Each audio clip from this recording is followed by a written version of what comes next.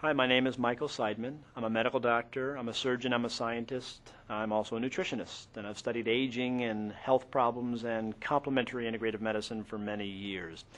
I want to talk to you a little bit about menopause and definitions and things we can do to help.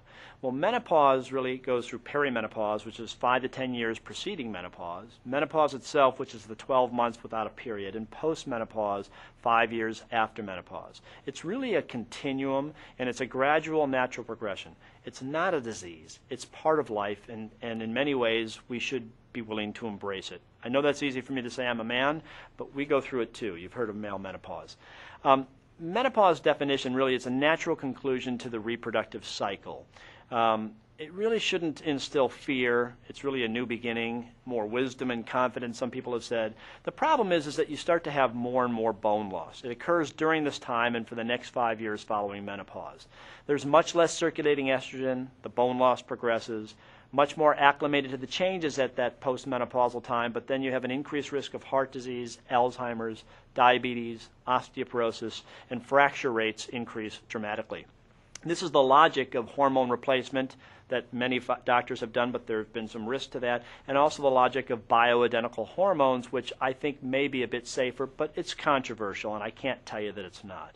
There's many factors that increase the risk of menopause. We know that there are certain societies, some of the Asian societies where they have high amounts of soy in their diet, they really don't have menopause like we do here in America.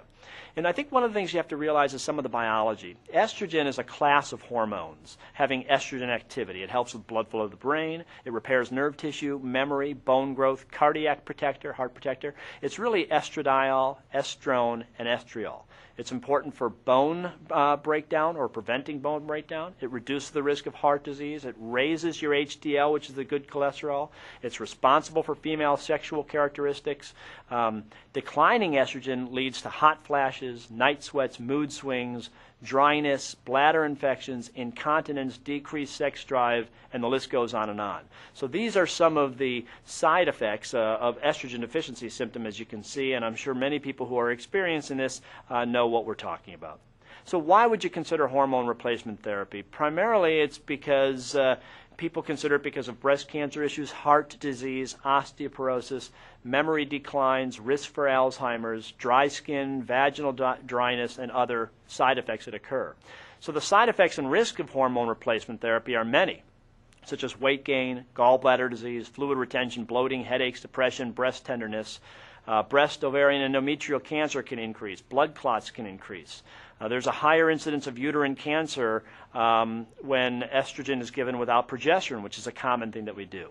So a lot of times, I like to point to this slide when I talk about it. I work for a health maintenance organization that's a wonderful organization, and I argue that we don't maintain anybody's health. We take care of you after you're sick. So I'm a big believer of swinging that pendulum back to the idea of prevention and optimizing health. So in many cases, our disease, or our treatments, I should say, are Band-Aids masking a symptom. And the patient's in the hospital talking to his nurse, and he says, I stopped taking the medicine because, frankly, I prefer the original disease to the side effects. And many of the women that I've taken care of over the years, from an alternative standpoint, think in that format.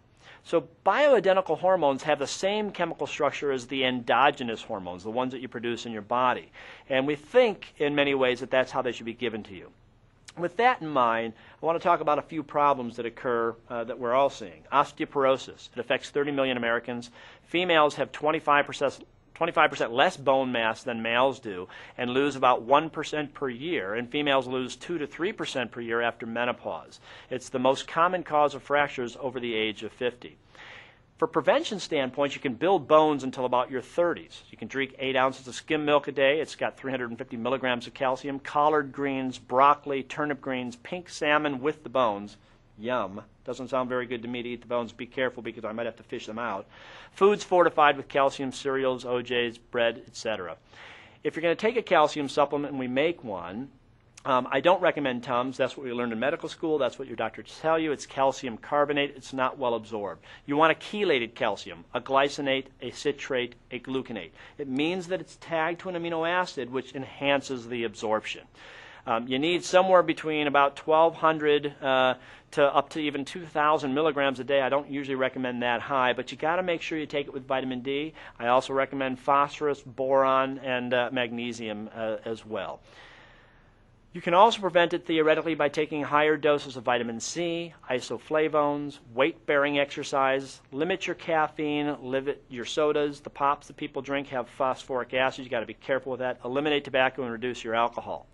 Estrogen replacement therapy has been shown to help, but there's also been a suggestion that you can increase your risk of ovarian cancer by 1.5 to 2.2 times, and breast cancer can also increase as well.